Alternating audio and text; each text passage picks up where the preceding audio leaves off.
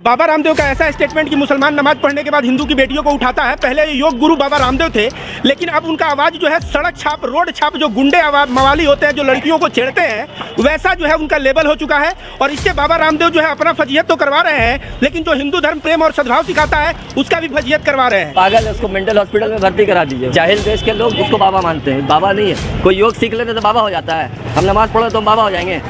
उसके लिए तालीम, इल्म, एजुकेशन हासिल करना पड़ेगा। बाबा नहीं है, तो ढब्बाज बाबा है।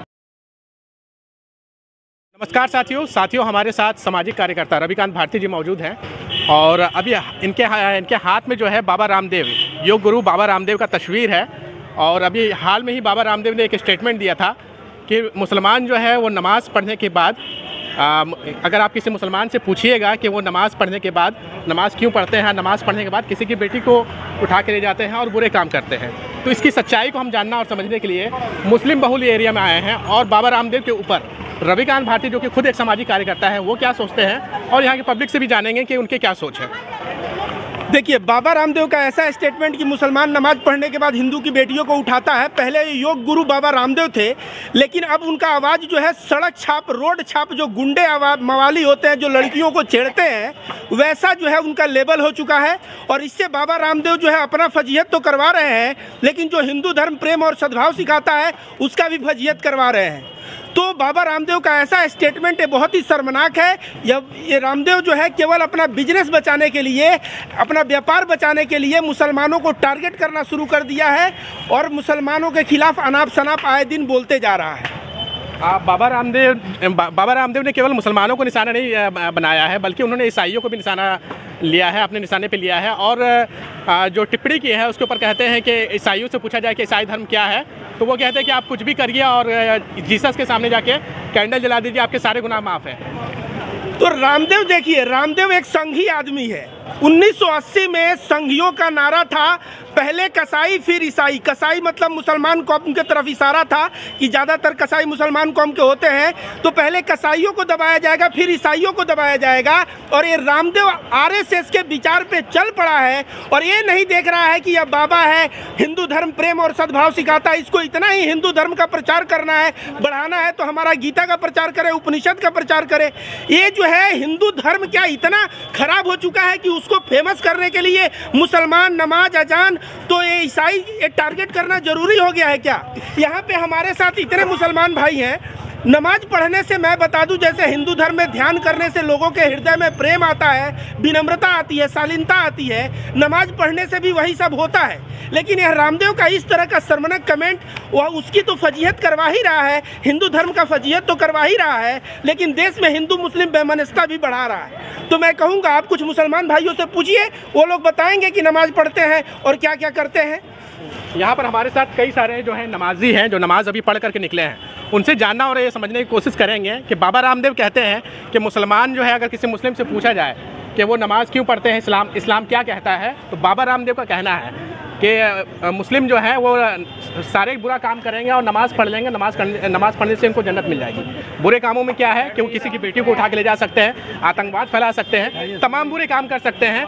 नमाज के आड़ में सारा उनका नमाज जो है उनका माफ़ करा देगा, नमाज के आड़ में ही उनको जन्नत मिल जाएगा। ये बाबा रामदेव का कहना है। ये सर उनका झूठ है, ऐसा कोई बात नहीं है। नमाज जब अपने नेत्री तेल आदमी पढ़ता है, बुराई होता है। नमाज जब निजरा में है, नमाज से बुराई से तो मिलान नहीं होता।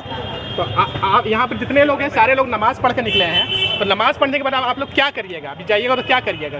क्योंकि बाबा रामदेव तो बोलते हैं कि वो मुस्लिम जो है नमाज़ पढ़ के निकलेंगे और किसी की बेटी को उठा के ले जाएंगे। वो पागल आदमी का बात, वो पागल है, उसको मेंटल हॉस्पिटल में भर्ती करा दीजिए। आयुर्वेदिक दवा खा के ना पागल हो गया। तो देखिए भाई का रिस्पांस, अभी मैंने क्या कहा कि वो एक बाबा था, लेकिन उसका अभी इज्जत एक जो है सड़क छाप लोगों की तरफ। वो बाबा है नहीं, सुन लीजिए। ये जाहिल देश के लोग उसको बाबा मानते हैं, बाबा नहीं है। कोई योग सीख लेते तो बाबा हो जाता है। हम नमाज पढ़ो तो हम बाबा हो जाएंगे। उसके लिए तालीम, इल्म, एजुकेशन हासिल करना पड़ेगा। बाबा नहीं है, तो ढब्बाज बाबा है। ब्रांड किसी का और इस्तेमाल कोई और कर रहा है। तो जैसे मैंने कहा कि वो अपना सड़क छाप इमेज बना लिया है। हुकूमत आएगा वो अंदर हो जाएगा। भागा था ना रामलीला मैदान से लड़की का कपड़ा पहन के, फिर भागेगा। वो तो कह रहे हैं कि देखिए, हिंदुस्तान में राहुल गांधी अकेला बेचारा सच बोल रहा, लेकिन अंधभक्त लोग सुन नहीं रहा, कान में रुई दिया। पॉलिटिकल आज क्या हुआ, अडानी क्या किया? इतने दिन से सब बोल रहा था ना, ये बेच दिया वो बेच दिया, सब तो साबित हो रहा है, हर बात तो साबित हुआ। नहीं, आज फ्रांस का कंपनी उसका बैन कर दिया। हम पॉलिटिकल सवालों से नहीं आते हैं। जो बाबा रामदेव ने कहा कि मुसलमान जो है नमाज पढ़ने के बाद, कोई पागल आदमी कुछ बोल देता, आप लोग मीडिया वाले चले आते हैं लेकर के, उसको इग्नोर कीजिए ना। इग्नोर किया जाए। हाँ, उसको इग्नोर कीजिए, जितना उसको उछालिएगा। नहीं, एक मिनट रुक जाइए, एक मिनट मैं पूछ रहा हूँ, एक मिनट। पहले मैं आप लोगों को बता दूं कि इग्नोर करने से गोदी मीडिया तो प्रोपेगेंडा चला रहा है। हम लोग अगर आप लोगों का पक्ष नहीं दिखाए तो जनता के पास हकीकत कैसे पहुंचेगा? और सोशल मीडिया एक माध्यम है जिसकी वजह से हम लोग आए, हम लोग कोई पागल नहीं है। एनीवे, आप बोलिए, आप क्या बोल रहे थे, बोलिए। बोल रहे हैं कि नमाज अच्छा रास्ता दिखाता है और अच्छा सूझबूझ को रास्ता में ले जाता है। नमाज एक अच्छी चीज़ है, और अगर जो भड़काऊ भाषण कर रहे हैं कि नमाज पढ़ के गलत करके हम ये करें, ये गलत है। इसलिए कि नमाज अच्छा रास्ता पे ले जाता है, और अच्छा दीन के रास्ता के लिए आदमी नमाज को ताल्लुक़ करता है कि नमाज पढ़ेंगे तो हम अच्छा काम करेंगे, अच्छा जिएंगे, अच्छा रास्ता हमको मिलेगा, उसके लिए नमाज पढ़ते हैं। देखिए बुराई से तो देखिए भाई साहब का कहना, हर बुराई से बचने के लिए, दूसरों का सेवा करने के लिए विनम्रता और शालीनता नमाज जो है अच्छाई की तरफ लेके जाता है। लेकिन बाबा रामदेव को नमाज की समझ नहीं है, और यह जो है ढोंगी ढकोसला बाबा एक व्यवसायी है। इसको तमाम लोग कन्हैया बाबा कहते हैं, तमाम लोग व्यापारी कहते हैं। यह व्यापारी जो है व्यापार के धंधे में यह धर्म भूल चुका है, और दूसरों के धर्म के बारे में आए दिन उल्टा सीधा बोल के ये सब हिंदू धर्म की भी फजीयत करवा रहा है, और हिंदू मुसलमानों के बीच में बेमनस्ता बढ़ा रहा है। आप लोगों में से और कोई कुछ बोलेगा? कोई ज्ञान ही नहीं है उनका, बाबा रामदेव का कुरान का कोई ज्ञान ही नहीं है। मेरा तो वो आसमानी किताब है, वो ऋग वेद, सामवेद, अथर्ववेद, युद्धवेद क्यों नहीं बताते हैं? मेरा कुरान शरीफ जो है से प्रत्येक हाफिज साल में 2 बार 3 बार उसका तर्जुमा करके उसका माने उसको अर्थ बताते हैं। बाबा रामदेव जो है सो क्या बताते हैं? ऋग्वेद, सामवेद, अथर्ववेद, युद्धवेद, क्या उसका चर्चा होती है? पता होगा तब तो बताएंगे, उनको पता होगा तब तो बताएंगे, पता नहीं है। वेद में मेरा कुरान का गणना नहीं है। एक ऐसा ऋषि मुनि आएगा जिसका नाम मुहम्मद होगा, जिसके ऊपर एक कुरान होगा, जो हकीकत वही एक किताब होगा, वर्ल्ड में एक होगा, उसको मान करके सबको चलना है। बाबा रामदेव क्या जानते हैं? वो खाली जानते हैं ढोंगी बाबा, चलो पैर उठाओ, हाथ पटाओ, इशारा मारो, इससे ज्यादा कुछ नहीं जानते हैं। इसीलिए तो चलिए आप बोलिए, आप क्या कह रहे हैं? उनका कारोबार नहीं चल रहा तो ये सब तो निकालेंगे ही कि नमाज पढ़ के आता था आतंकवादी बनता है। तो भैया बोल रहे हैं कि लग रहा है उनका बिजनेस धंधा स्लो हो गया है, उसके वजह से वो ऐसी बातें कर रहे हैं। दूसरी बात, भाई साहब ने जो बात कहा, यहाँ चचा जो है वो बात जो कहे, इनको जितना अपने धर्म के बारे में जानकारी है, ये जो कुरान वगैरह की बातें कर रहे हैं, बाबा रामदेव को क्या ये जानकारी है? कुछ जानकारी नहीं है। गीता का 10 श्लोक रामदेव नहीं बता पाएगा। ये बिजनेस और धंधा घूम घूम के कर रहा है, और जगह जगह मुसलमानों के खिलाफ बुरा बोल रहा है ताकि उसका दुकान चले। आप लोगों में से और भी कोई मत रखेगा तो आइए आप लोग।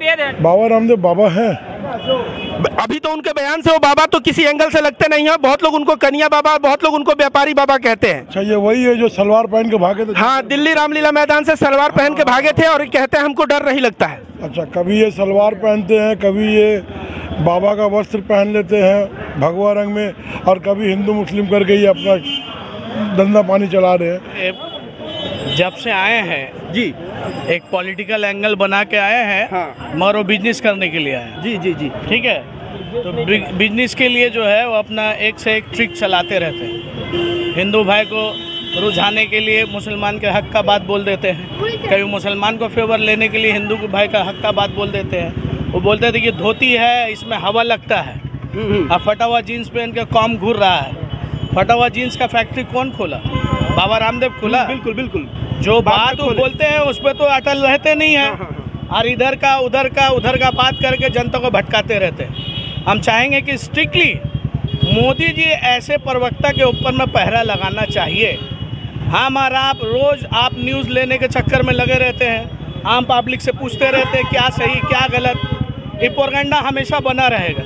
मोदी जी जिस दिन एक स्ट्रिक्टली अनाउंसमेंट कर देंगे कि कोई भी विरोधी बात नहीं करेगा जिससे भड़काव वाली बात हो, और अब अपने कारोबार को ऊपर लेवल में लाने के लिए उल्टा सीधा बयानबाजी मत दीजिए। वही आए थे, बोले थे कि पेट्रोल का दाम 35 रुपया हो जाएगा, गैस का दाम इतना हो जाएगा। अभी कहाँ गया उनका बाबा रामदेव का वक्तव्य? कहाँ गया, कहाँ हरा गया, कौन जगह में चला गया? तो ये सब झूठे लोग हैं, पाखंडी लोग हैं, पाखंडगिरी करके जनता को बहका रहे हैं और अपना बिजनेस को चमका रहे हैं।